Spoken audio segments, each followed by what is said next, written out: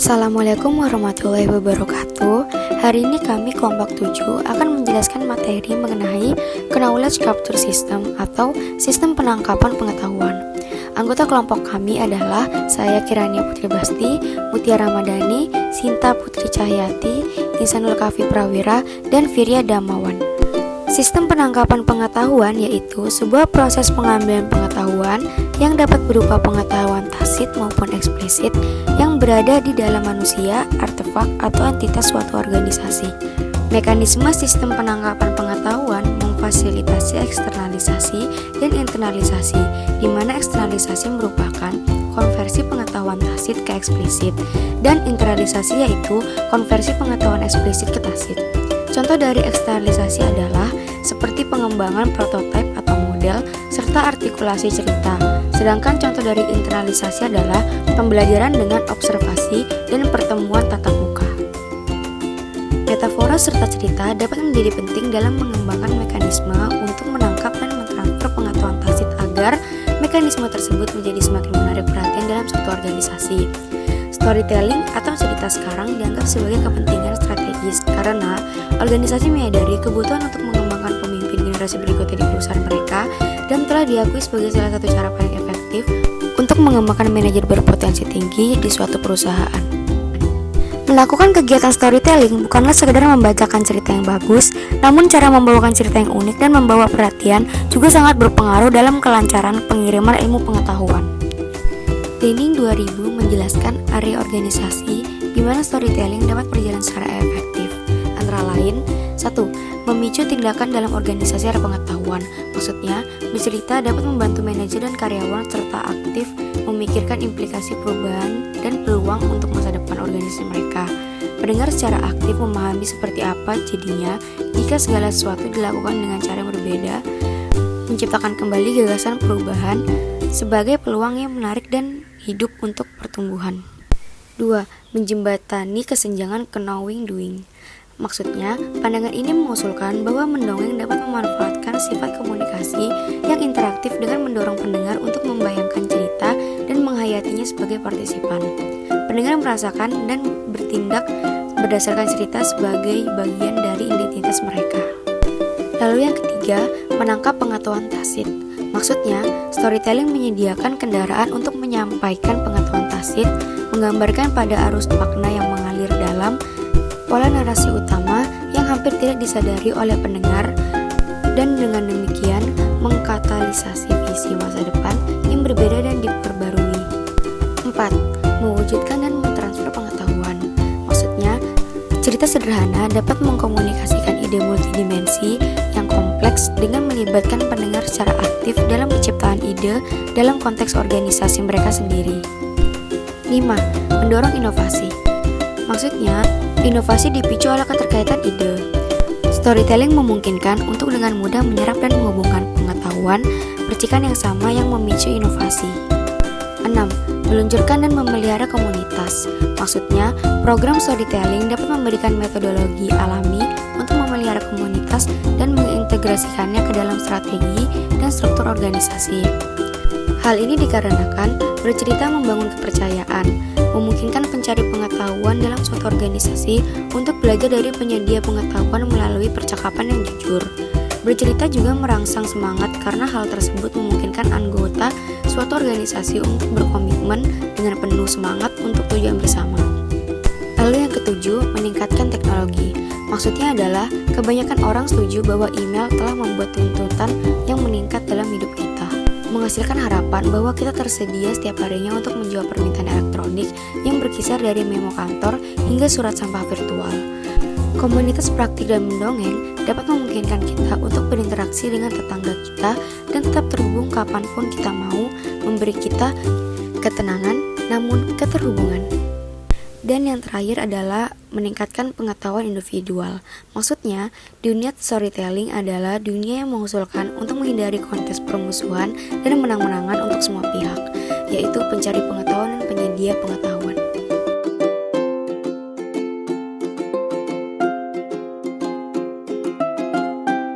Biasanya dokumentasi yang tersedia dalam organisasi adalah hasil penerapan keahlian daripada keahlian itu sendiri. Misalnya, seorang ahli radiologi yang menginterpretasikan gambar fungsional presisi tinggi dari jantung akan memiliki hasil diagnosisnya yang terekam dalam dokumen. Tetapi proses penelaran yang digunakan untuk mencapai diagnosisnya biasanya tidak terekam. Selain itu, pertimbangkan proses rekayasa untuk sistem yang kompleks. Metode tradisional untuk mendokumentasikan dan mewakili desain yang direkayasa termasuk membuat gambar teknik, spesifikasi, dan model desain berbantuan komputer atau CAD.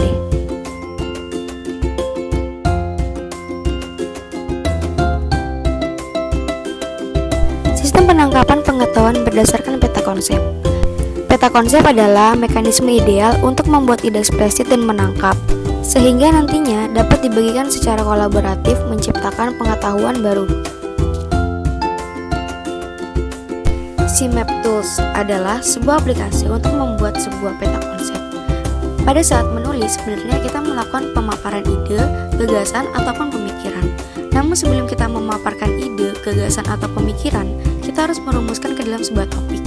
Perumusan topik-topik tersebut dapat terlebih dahulu dilakukan dalam bentuk bagan, sebelum kemudian memaparkannya ke dalam tulisan.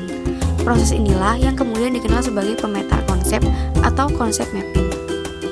CMap Tools dilengkapi dengan tools yang bisa dibentuk secara hierarki, bercabang ke bawah atau radial bercabang ke segala arah dalam pemetaannya dan tidak berkesan kaku, sehingga memudahkan pengguna dalam bereksplorasi. CMap Tools menyediakan aplikasi praktis dari gagasan memanfaatkan peta konsep untuk menangkap dan memformalkan pengetahuan yang menghasilkan model representation pengetahuan yang dapat dilihat dan dibagikan melalui internet.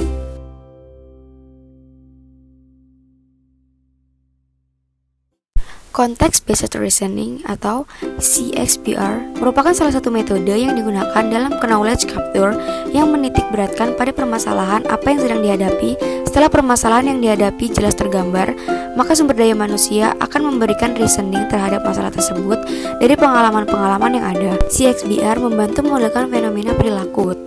CXPR didasari pada prinsip-prinsip dasar berikut. Yang pertama, situasi taktis menyerukan serangkaian tindakan dan prosedur yang benar-benar dilakukan berdasarkan situasi saat ini. Lalu yang kedua, ketika situasi berkembang. Dan yang ketiga, apa yang mungkin terjadi dalam konteks atau situasi saat ini dibatasi oleh konteks itu sendiri.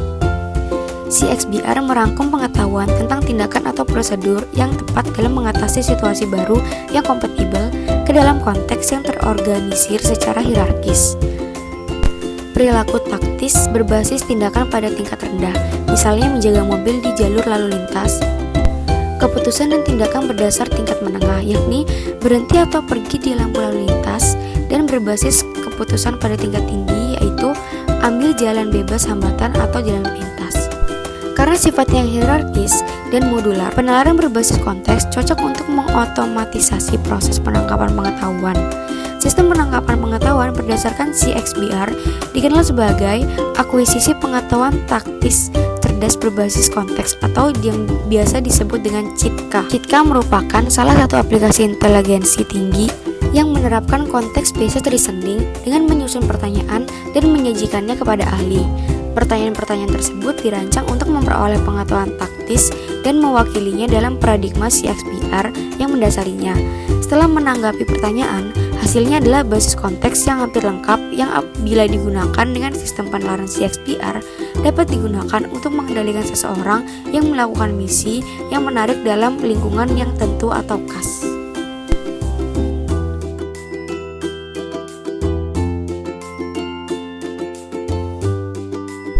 Salah satu hambatan terbesar untuk memunculkan pengetahuan ahli secara otomatis adalah bahwa untuk secara efektif menyelesaikan tugas membangun suatu pengetahuan membutuhkan pengembangan beberapa gagasan mengenai sifat dan struktur pengetahuan dalam proses awal, yang berarti para knowledge engineer harus berpengalaman dalam materi dan sifat pengetahuan.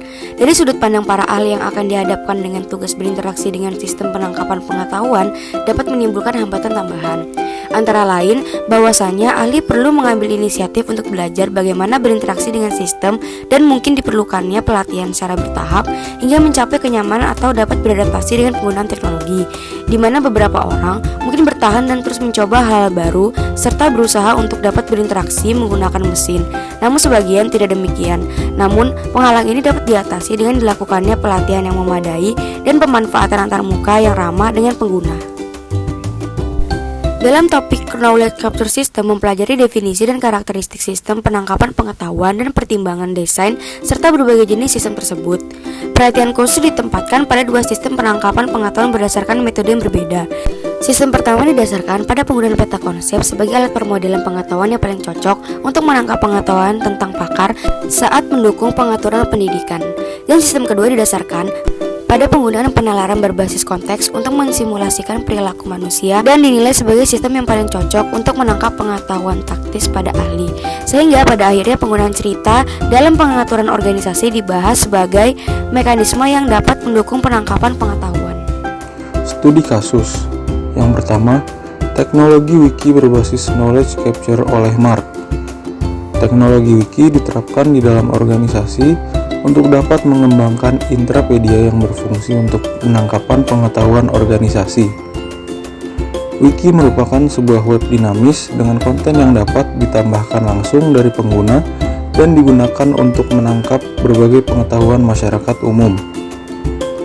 Dalam hal ini, intranet dan Wikipedia digabungkan, kemudian wiki dijadikan sebagai sumber penangkapan pengetahuan yang dibatasi dengan akses hanya dalam organisasi perusahaan.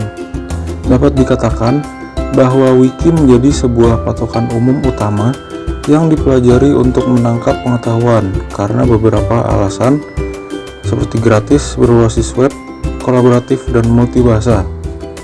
Salah satu penerapan teknologi wiki yaitu sebagai sumber penangkapan pengetahuan organisasi yang lebih dispesifikkan sebagai intrapedia.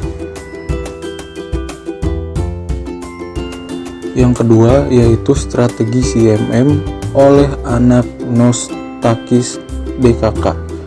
CMM merupakan sebuah cara yang digunakan untuk pengendalian dan mengevaluasi kualitas produk. Dalam hal ini, permasalahannya terletak pada kurangnya pengetahuan eksplisit yang tersedia tentang bagaimana proses para ahli menyusun dan melaksanakan perencanaan pengukuran. Hasilnya ialah memberikan gambaran dari sistem evaluasi pemeriksaan, hambatan dan tantangan dari sudut pandang knowledge capture, serta menunjukkan paradigma baru terkait rekayasa digital yang mempunyai potensi guna memfasilitasi penangkapan pengetahuan. Yang ketiga yaitu sistematika penangkapan pengetahuan di perusahaan manufaktur oleh Mursis. Mursis berpendapat bahwa dalam kegiatan manufaktur terjadi banyak pengulangan yang menghasilkan jumlah data yang sangat banyak dan kurang untuk dapat dimanfaatkan. Dalam hal tersebut, terdapat kesamaan dengan masa lampau dalam hal desain dan juga perencanaan proyek yang informasinya dapat dimanfaatkan untuk menjadi sebuah pengetahuan antara departemen dan mitra perusahaan untuk keaktifan koordinasi masing-masing bagian. Hasilnya menunjukkan bahwa kasus yang didasarkan pada model data, komponen dari penggunaan kembali pengetahuan yang diperkaya dengan sekumpulan pengetahuan telah berhasil dinyatakan. Yang keempat, ancaman kehilangan pengetahuan budaya dan tradisi Chamorro oleh Roca. Dalam hal ini, mereka memanfaatkan informasi dan teknologi komunikasi, yakni sosial media, guna menangkap dan menyampaikan pengetahuan budaya orang Chamorro. Pengumpulan data yang digunakan merupakan jenis pengetahuan budaya Chamorro yang sangat bernilai dan menyampaikan pengetahuan budaya. Hasilnya menunjukkan bahwa saat ini orang Chamorro memanfaatkan teknologi informasi dan komunikasi, dalam hal ini sosial media, untuk menangkap dan menyampaikan pengetahuan budaya Chamorro. Kelima, yaitu mekanisme penangkapan pengetahuan dan akuisisi pengetahuan oleh Namuel. Pihak Universitas Kisi belum banyak mengetahui keunggulan dari penangkapan dan akuisisi pengetahuan yang dapat meningkatkan kinerja organisasi. Data pengetahuan dikumpulkan melalui wawancara dan kuesioner dari responden secara acak. Hasilnya mengungkapkan bahwa terdapat berbagai mekanisme penangkapan dan akuisisi pengetahuan di Universitas Kisi, sehingga peneliti mengusulkan sebuah pedoman yang dapat digunakan oleh universitas untuk meningkatkan kinerja universitas. Sekian materi dari kami. Mohon maaf apabila terdapat kesalahan dalam bertutur kata. Terima kasih dan sampai jumpa.